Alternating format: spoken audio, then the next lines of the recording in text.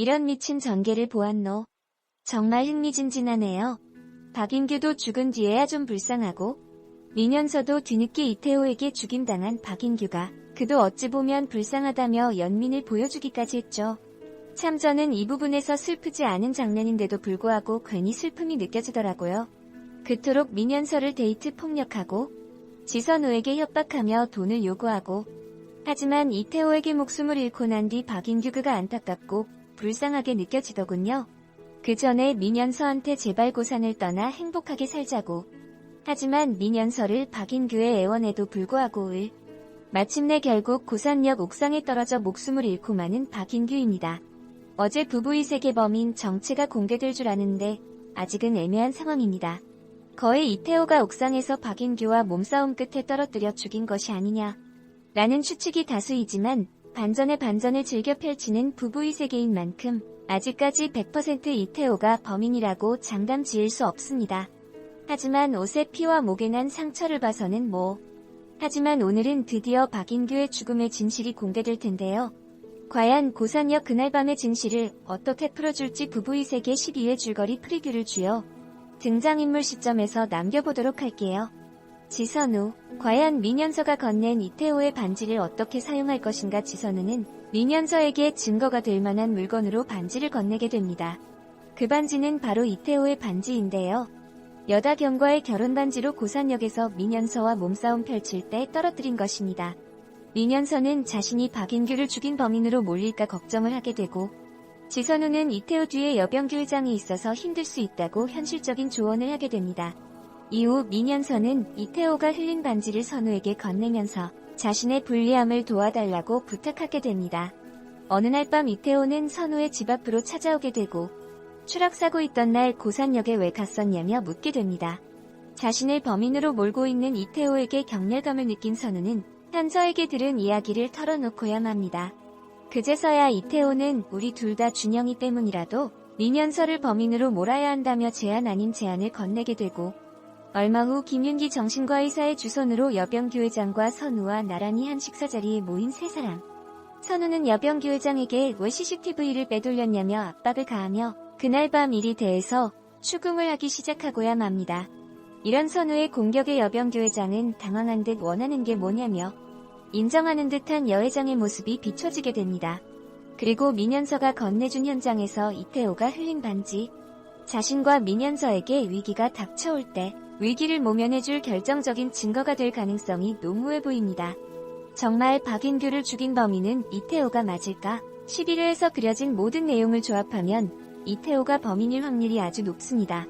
고산역에서 미면서를 만나 박인규가 옥상에 있다는 얘기를 듣고서 올라간 후 바로 박인규가 추락하는 장면이 그려진 게 된 것인데요. 그리고 집으로 돌아온 이태호는 화장실에서 피 묻은 셔츠, 그리고 목에 난 상처를 수습하는 장면이 그려졌습니다. 의심스러운 여다경은 빨래더미에 있는 태호의 셔츠에서 피 묻은 것을 발견. 또한 사고가 있던 그 시간 고산역 주차장 영수증까지 발견하게 되면서 경악을 금치 못하고 맙니다. 끝까지 이태호는 여다경에게도 자신이 범인이 아니라고 잡아댑니다. 이후 아들 준영이를 만난 태호는 함께 식사를 하면서 선우의 안부를 묻는 척하면서 떠보게 됩니다. 하지만 준영은 이럴 거면 왜 둘이 이혼한 거냐며 둘 사이에 나를 그만 이용하라면서 자리를 벅차고 나가버리고 맙니다. 여 회장, 김윤기, 지선우가 함께 모인 그 시간, 이태호를 조사하기 위해 찾아온 경찰. 이에 여병규 회장과 여다경에게 전화를 해보지만 모두 전화를 받지 않자 당황하고 마는 이태호. 하지만 조사는 간단한 참고인 조사로 금세 풀려날 이태호라고 봅니다. 이후 여병규 회장이 지선우와 어떤 거래를 하는지 정확히 짚을 순 없지만 딸 다경이를 위해 지선우를 택하며 이태호를 내치지 않을까 하는 추측이 드네요. 여병규 회장, 과연 이태호를 쳐낼 것인가? 여병규 회장이 CCTV 영상까지 빼돌리며 이태호의 범행을 숨겨주는 건 오로지 자신의 딸 여다경 때문입니다. 여전히 그는 이태호를 사위로서 마땅치 않은 존재. CCTV 영상을 건네준 자에게 마저 이 사실을 자네와 나 단둘이만 알고 있어야 하며 절대 다경이는 알면 안 된다며 당부를 하기도 하죠. 그리고 힘들 다경이를 데리고 골프장에서 바람을 쐬면서 위로를 해주기도 합니다. 태호 때문에 힘들면 언제든지 갈라서고 말이죠. 하지만 11회의 마지막 엔딩 장면에서 지선우의 예상치 못한 반격이 등장하면서 위기에 몰리고 마는 여병규 회장입니다. 그러나 이내 침착하게 지선우와의 딜을 통해서 자신의 딸 다경이가 다치지 않도록 처신을 할 것으로 보입니다. 그 처신이란 이태호를 쳐내야 딸 다경이가 행복하다 라는 것. 손재혁 x 고예림 부부 지난주에는 고예림이 이혼 서류를 내밀면서 정말로 이혼할 듯 보여졌지만 어제 11회를 보고 나니 이혼은 안 할 듯 싶네요. 이제 보니 손재혁이 얼마나 고예림을 좋아하고 사랑하는지 알 수 있었으며 바람만 안 피면 정말 1등 신랑감이었다는 걸 느꼈네요. 고예림은 자신이 이혼을 하기로 했으니 여우에 다같이 모인 장소에서 탈퇴 입장을 밝히게 됩니다. 이후 집에서 쫓겨났던 손재혁은 술에 취한 채 집안 거실에서 잠을 자고 이 모습에 놀란 고예림은 모시기는 척 주스도 마시라며 챙겨주네요. 이후 손재혁은 지선우에게 할 말 있다며 고예림과 함께 지선우를 찾아가게 됩니다. 지선우를 만난 손재혁은 CCTV 점검이 계획있던 것도 아니고 급하게 점검했던 거라 의심스럽다면서 아마도 여병규 회장이 한 짓 같다며 선우에게 건네는 재혁과 예림 부부. 정말 그동안 손재혁 너무 밉상 캐릭이었었는데 고예림 앞에서 이젠 쩔쩔매는 모습들, 그리고 지선우에게 도움되는 행동들.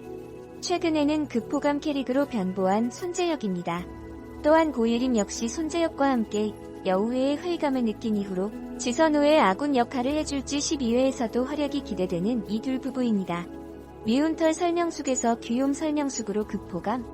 설명숙 선생은 그동안 친구인 지선우를 속이며 스파이 노릇을 하는 탓에 시청자들로 하여금 미운 털이 박혀 있었는데요. 그리고 최근엔 선우의 부병원장까지 노리며 대놓고 미운 짓을 하면서 제대로 안티들을 생성하였었죠. 하지만 11회서부터 그녀의 반전적인 매력이 발산되었습니다. 비록 끝까지 병원장까지 찾아가서 부병원 자리에 올려달라고 했던 설명숙은 오히려 상처가 돼서 날아오고 이후 고예림과 함께 잔뜩 술에 취해서 지선우에게 찾아가 귀여운 술 주정을 부리게 됩니다.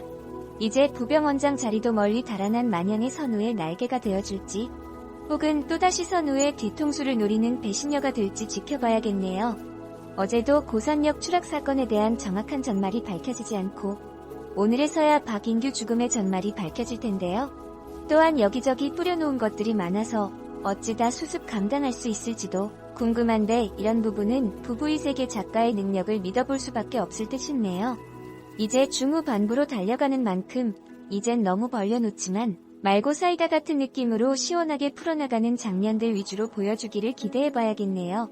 그리고 혹시 만약에 이태호가 지선우에게 연민과 사랑의 감정이 생겨나서 다시 지선우에게 돌아간다는 그런 말도 안 되는 전개는 나오지 않으리라 믿습니다. 19금이라는 제약도 JTBC 금토 드라마 부부의 세계 질주를 막진 못했다. 역대 JTBC 드라마 첫방 최고 시청률 타이틀을 거머쥐더니 10회의 수도권 기준 25.9%를 기록해 스카이캐슬을 넘어 역대 JTBC 드라마 시청률 1위에 올랐기 때문. 그러나 뜨거운 화제 속 서서히 실체를 드러내는 빈틈과 과한 막장 요소들은 극의 재미를 반감시키고 있다. 부부의 세계는 1회부터 스펙터클한 전개가 펼쳐졌다. 머리카락한 올로 시작된 의심은 걷잡을 수 없는 폭풍을 몰고 왔고 이태호 여다경의 불륜 사실을 알게 된 지선우는 무너져 내렸지만 이내 박해준을 도려내기 위해 분투, 사회적 권위와 아들 전진서를 곁에 두는 것에 성공했다.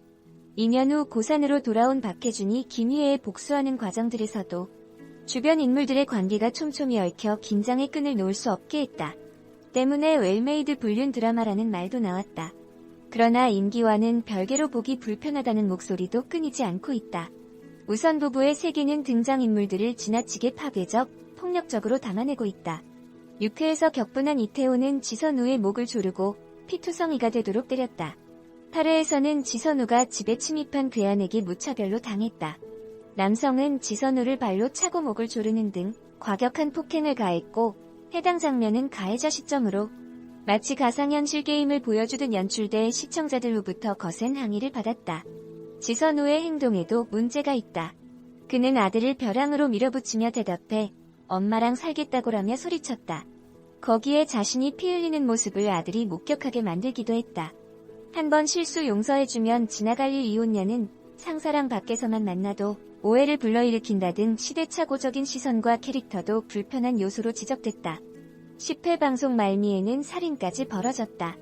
고산역에서 추락사로 사망한 시신이 발견된 것.